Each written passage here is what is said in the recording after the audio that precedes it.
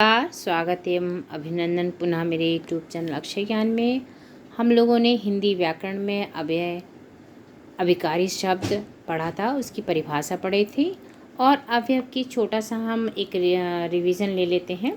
अवयव के भेद होते हैं 4: क्रिया विशेषण, संबंध बोधक, समुच्चय बोधक और विषय में अधिक। देखिए, अवयव को पहचानने के लिए बहुत आसान तरीका, जैसे जिसमें ऊपर हो, कल हो, तेज हो, ओ हो, किंतु, पर, तक, की, धीरे धीरे, ये एक ऐसा है कि अगर वाक्यों के अंदर ये आते हैं, ये शब्द होते हैं, तो ये अवयव कहलाते हैं। अवयव की पहचान है। बहुत ही अच्छे आसान तरीके से मैंने इसको समझाया था और उसका लिंक भी मैं डिस्क्रिप्शन वाले में डाल दूँगी ताकि आपको उसको देख सकें दोबारा इस वीडियो को। फिर हमने देखा था क्रिया विशेषण। क्रिया विशेषण को भी कैसे पहचानते हैं, इसमें थोड़ा, दिन भर, आगे, इधर उधर, अवश्य, इस तरह के जो शब्द आते हैं तो क्रिया विशेषण की पहचान कहलाते हैं। जिसमें क्रिया की विशेषता हो, तो क्रिया जैसे थोड़ा खा लो, दिन भर सोती है, आगे आगे चलो, इस तरह की जो सेंटेंस या वाक्य होते हैं तो क्रिया विशेषण होते हैं। अब हम देखते हैं हमारा एक संबंध बोधक। पहला हमारा क्रिया विशेषण हम पढ़ चुके हैं। अब हम संबंध बोधक के बारे में पढ़ेंगे। पहले मैं इसको थोड़ा क्रिया विशेषण के जो 4 भेद होते हैं इसके बारे में थोड़ा बता दूं। स्थानवाचक, कालवाचक, रीतिवाचक और परिमाणवाचक, ये हमारे क्रिया विशेषण के 4 भेद हैं। अब स्थानवाचक को कैसे पहचानेगी, हमने बहुत ही आपको आसान तरीके से कुछ ऐसे शब्दों का चुनाव करके रख दिया है, आप कभी नहीं भूलेंगे अगर ऐसे पढ़ेंगे तो। जैसे स्थानवाचक के लिए देखिए, स्थान जैसे कि नाम से स्पष्ट है, भीतर, बाहर, इधर उधर, यहाँ वहाँ, पास, दाएं बाएं, ऊपर नीचे, बिल्कुल नाम से स्पष्ट है। कालवाचक यानी समय, जब, कब, हमेशा, तभी, तत्काल, शीघ्र, पहले, नित्य, प्रतिदिन।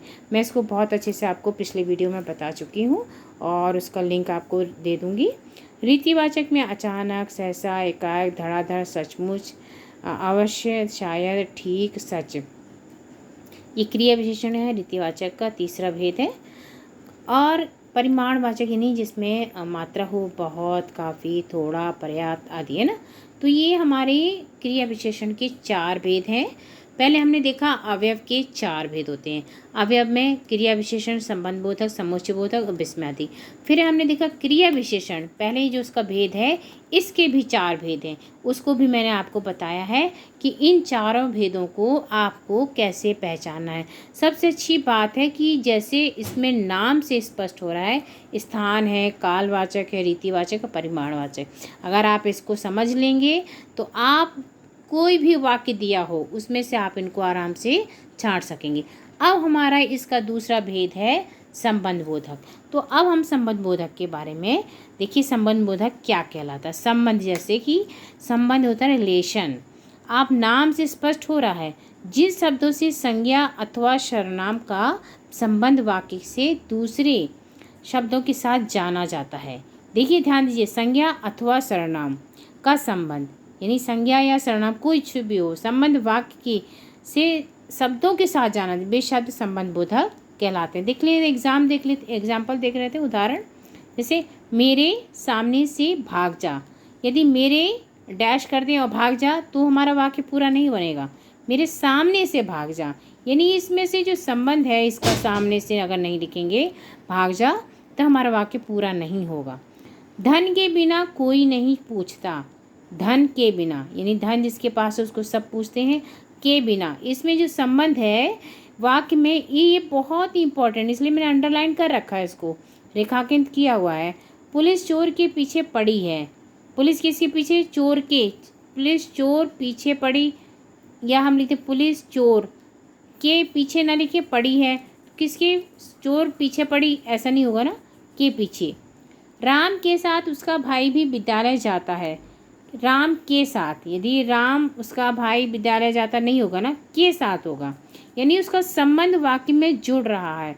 देखिए, उपयुक्त वाक्यों में सामने, के बिना, के पीछे और के साथ, ये हमारे जो संबंध बोधों का प्रयोग करने से वाक्य को पढ़कर पूरी बात समझ आ रही है।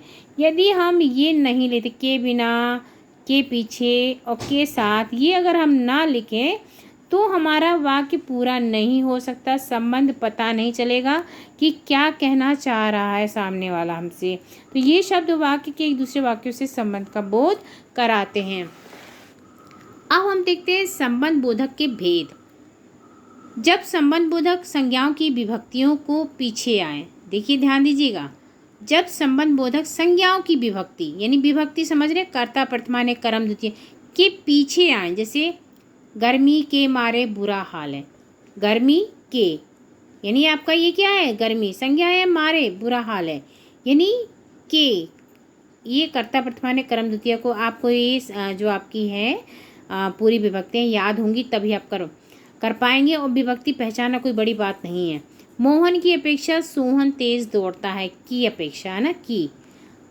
मोहन के लिए चतुर्थी है, मोहन के लिए फल लाया हूँ, ध्यान दीजिएगा, ये चतुर्थी विभक्ति के लिए, मोहन के लिए फल लाया हूँ।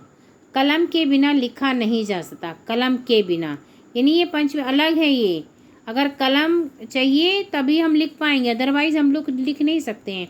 तो कलम के बिना लिखा नहीं, इसका कलम का और लिखने का संबंध जुड़ा हुआ, ध्यान दीजिएगा।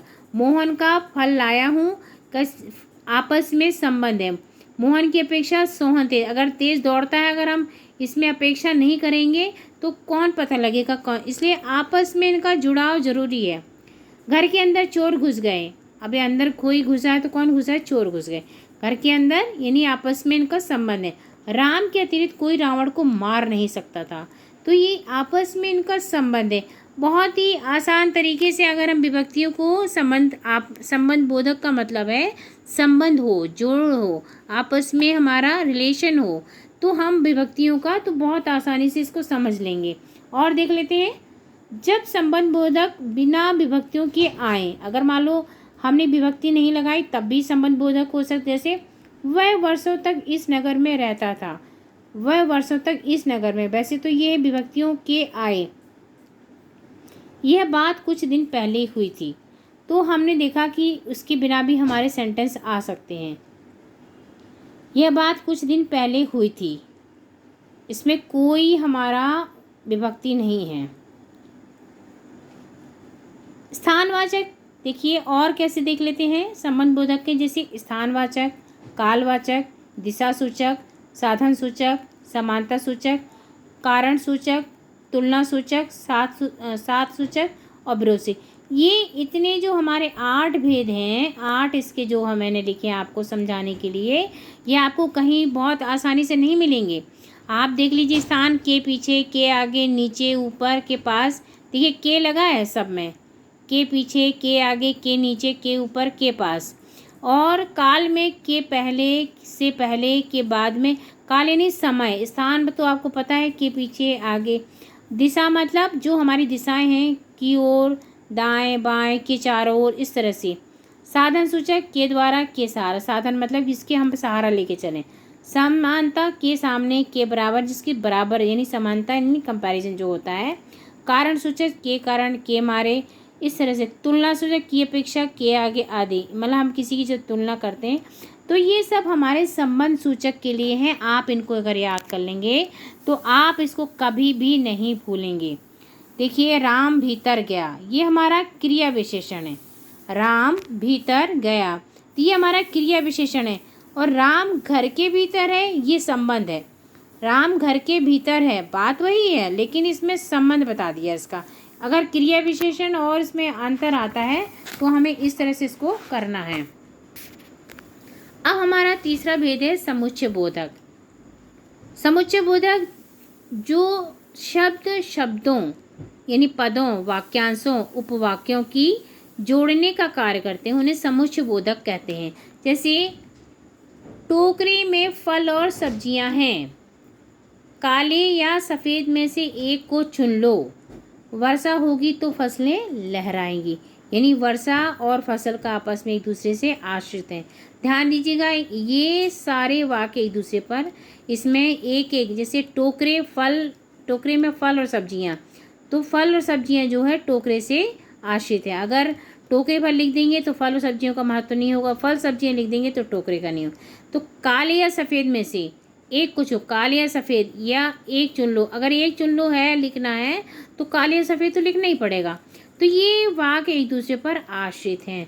देखते हैं आगे, वर्षा होगी तो फसलें होंगी। वर्षा का फसलों पर निर्भर है, यानी आश्रित है।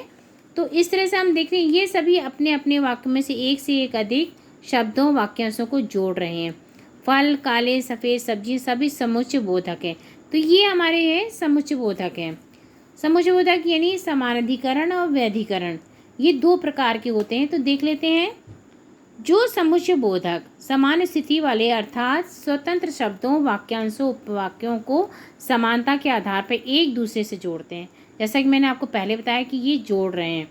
सुशीला और संगीत स्वेटर बुन रही है।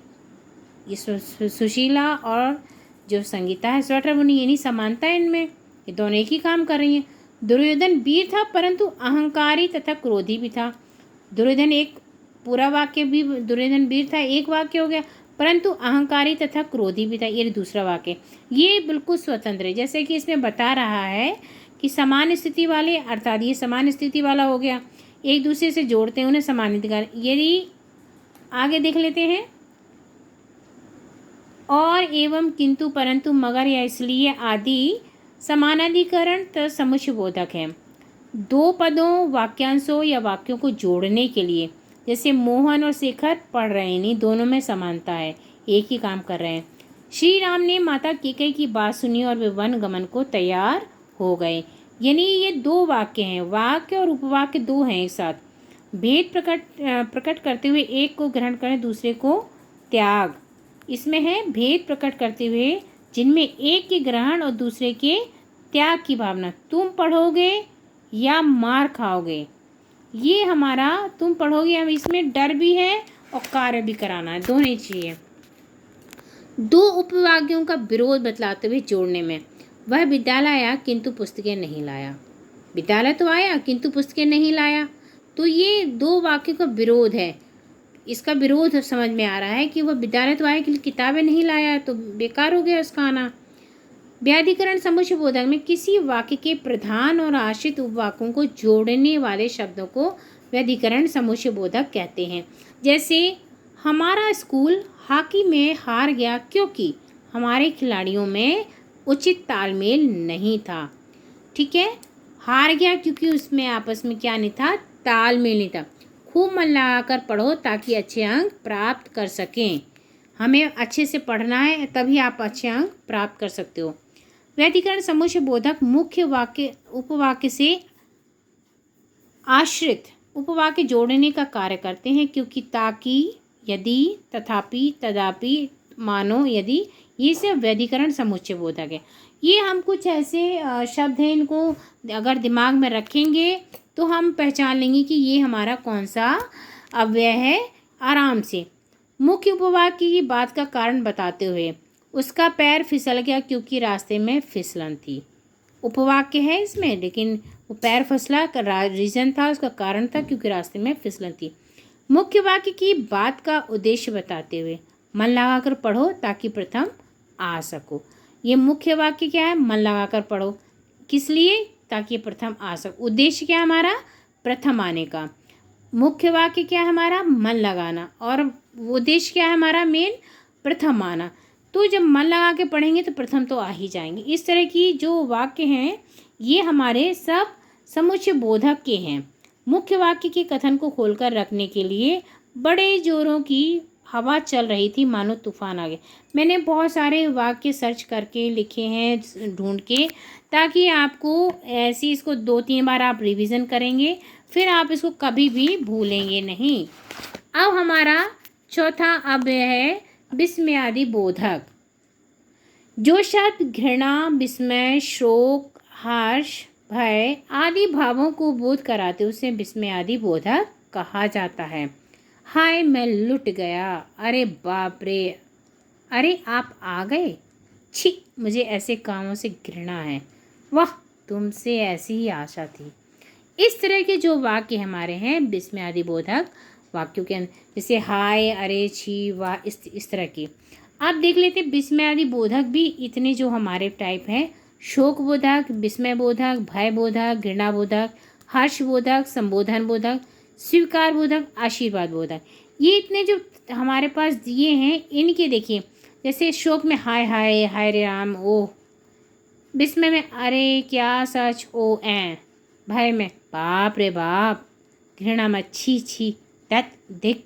इस तरह के जो शब्द यूज़ होते हैं, हर्ष आहा शाबाश धन्य धन्य वाह।